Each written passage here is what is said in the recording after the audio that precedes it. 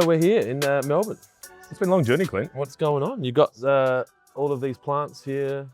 Have you been here before for this? The first year, Clint. So, I think the first time we did a video was back in Adelaide Park, about 6-7 years ago. And It's been a long journey. It's been a long journey.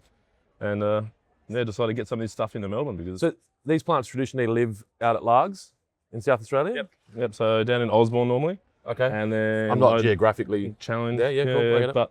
But decided to put a semi together to get him to Melbourne, teaming up with Louis from Palm Life, so he can sell them in here. Come over a couple of times to install some of these cool big dragon trees, or olive trees, all the rest of the stuff.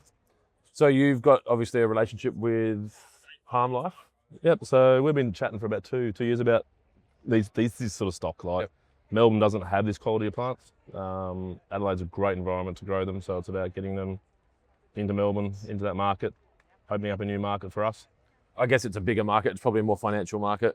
There's more population. There's more of these kind of jobs going on. Yeah, definitely more population. And there's just more plants to get out here. So looking at the stock that I'm seeing around other nurseries in Melbourne, it just doesn't grow the same as what we get in Adelaide. But they travel over here and they're fine, like climatically? Yeah.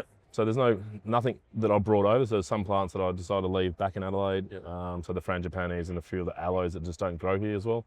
That are spectacular would be able to be sold here, but I decided to leave them back because it's not about just selling every plant. It's about selling plants that will suit the environment and suit the gardens that people want to be able to have that into their gardens. So it's important for you that the plants, once they're installed, survive, and you don't want to just sell it for the sake of selling it? So all the way through my business has been about rehoming unwanted plants. So getting that plant and giving it a second chance. So it's not about rehoming it, cashing in and walking away. So more often than not, I'll tell people if they're in the wrong environment, they can't have our plants, and that here's a substitute. It does upset people, unfortunately, because they have their passion set on a plant or a plant species.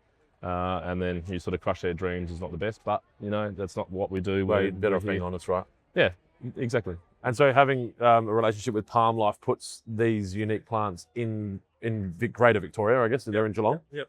So the idea is that, look, you can take as many photographs of this cool big dragon tree, but until you stand underneath it, you just don't get the size of the scale of it. Like these golden barrels, these are 80-year-old golden barrels, and you just you go, oh yeah, it's this big, it's the size of a shipping pallet, but you stand next to it and fall into it, and then you can't get out. It's just massive old plant.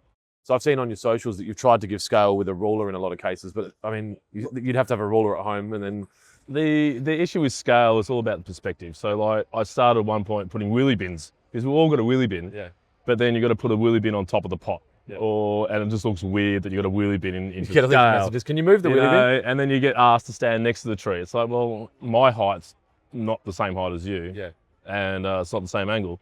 But seeing it in the flesh, having him close to Melbourne for landscapers, for designers, for the general public to be able to come down and see it, and it complements his stock. So he does a lot of Queensland bottle trees. He does a lot of small date palms. Washingtonians, a few things like that. So it complements what he does, and he has been salvaging small things like we're doing here for the last 5 years. And I followed him on his journey, and randomly stumbled on a market that he had, and stumbled on, and he's grown and grown and grown, and it's like, let's just do it. And he wants. You guys have got similar values.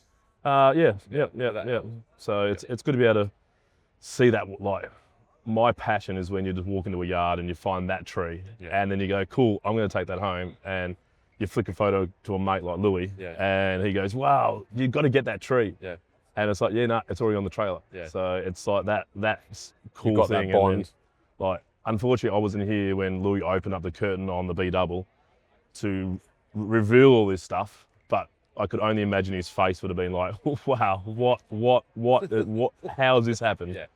And we're sitting down having a beer last night about it, and we're like, well, we made it. We did it. We spoke about it. It's going to happen. There's a lot of talk about what we're doing, but it's going to get there. I think it's going to be a really good journey. So I guess it helps scale your sales team as well. Now you've got someone representing the plants in Victoria, you're in South Australia. It enables people to, I guess, get that customer service in another state. It's the customer service. It's also trying to minimise my time and travel. So it's about, once Louis confident in moving this big stuff, so we train. So our plan is to spend me jumping on a plane, fly over, He's got the equipment here.